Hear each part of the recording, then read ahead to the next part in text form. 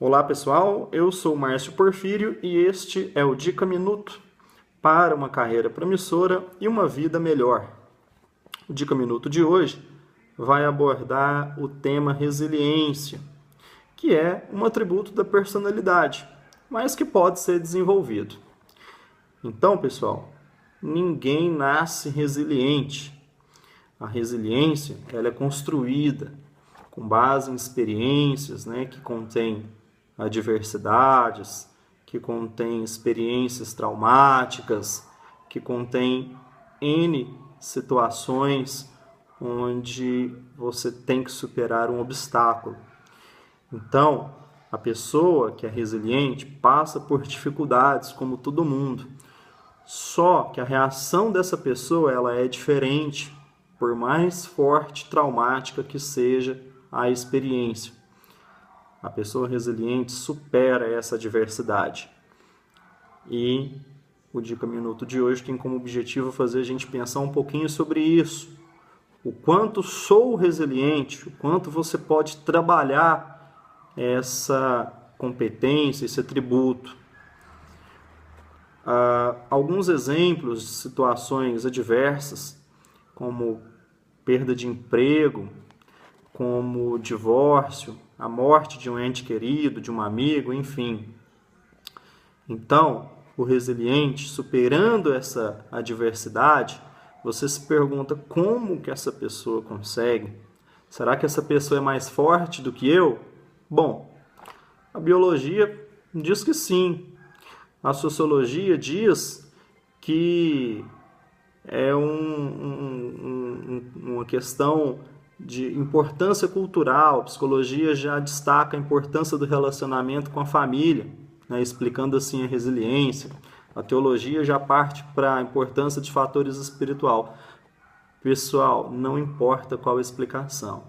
O que é importante é que você faz a escolha. Ou você segue em frente ou você permanece deitado, frustrado. E muitas pessoas, diante dessa frustração, acabam escolhendo o caminho das drogas, do álcool. E aqueles que não necessariamente chegam ao fundo do poço ficam extremamente tristes e isso pode acarretar em uma depressão. E às vezes por muito pouco. Às vezes por coisas pequenas e a pessoa não se dá conta disso. É nisso que você deve trabalhar a resiliência. É importante que a pessoa reconheça e entenda que a cada experiência traumática, a cada obstáculo, um novo conhecimento é adquirido. E isso é importante que você entenda. As experiências elas são adquiridas com essas dificuldades e o conhecimento também. No ambiente de trabalho, por exemplo, as relações, em algum momento, elas ficam extremamente desgastadas, porque essas relações são intensas e são frequentes. Você permanece mais tempo no ambiente de trabalho do que em casa. É inevitável que momentos de estresse, conflitos ocorram. É um ambiente perfeito para você desenvolver a resiliência e ajudar outras pessoas a proporcionarem um clima mais agradável e a trabalharem a resiliência dentro delas também.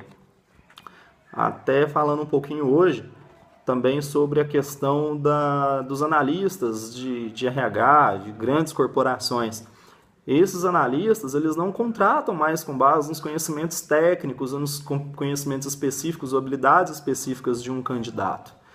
A parte comportamental, ela é mais valorizada. As atitudes, questão do equilíbrio emocional, que está diretamente relacionado à resiliência. E isso não vale só para contratações, não. A manutenção mesmo de funcionários no quadro de trabalho, ela é muito observada através de avaliações periódicas que os gestores fazem com os funcionários. E isso está, inclusive, se alastrando para empresas pequenas e médias também. Então, a gente vive situações que poderíamos nos frustrar todos os dias, a todo instante. Ilustrando um exemplo, eu que trabalho como propagandista da indústria farmacêutica. Eu tenho como uma das tarefas, né, é visitar os clientes médicos. E acontece todos os dias de um ou outro não receber por algum motivo. E às vezes eu ando longe, me preparo para falar com aquele cliente e não consigo.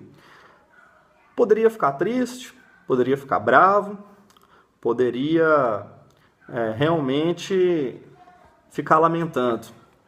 Mas eu tenho opção de ser a solução e não o problema. Já estou com um problema, que eu não consegui falar, vou criar outro. Não, é seguir em frente, reagendar aquele cliente para o próximo, vida que segue.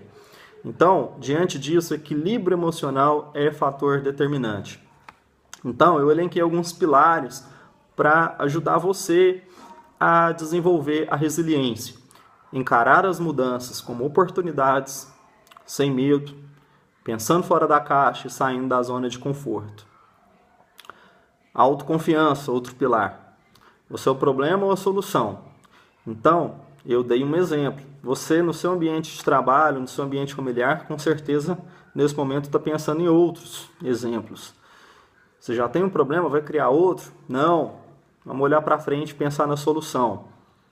Outro pilar é o bom humor nos momentos de estresse. Para quê? Para proporcionar um ambiente mais leve, para contornar uma situação mais difícil. Então, manter mesmo o bom humor. O controle emocional, que é agir com calma, para enfrentar melhor as situações. Altruísmo e empatia. Altruísmo, se colocar no lugar do outro. Então, se fazer essa pergunta, voltando no exemplo que eu dei, que é o que acontece comigo. Aquele cliente não me recebeu porque ele tem os motivos dele. Não é simplesmente porque não quis. A maioria tem uma razão, tem um porquê, e muitas das vezes a gente negligencia isso. Então, é importante que você faça essa pergunta para você mesmo. Ele tem uma razão, né, para não falar comigo, né, se quer dar uma satisfação? Pode ser que sim. Então, o altruísmo, ele também é um elemento que compõe a resiliência. E, pessoal, para finalizar, eu diria o principal, otimismo. Então, para ilustrar bem essa questão do otimismo, eu trouxe aqui e mostro para vocês o copo d'água. Muitas pessoas enxergam esse copo meio vazio. E aí a gente vai encerrar com essa reflexão. O que vocês acham de enxergar esse copo meio cheio? E é nisso que o otimismo vai ajudá-los a desenvolver a resiliência. Tá ok? Então, pessoal, fiquem com essa reflexão e até o próximo Dica Minuto. Um abraço.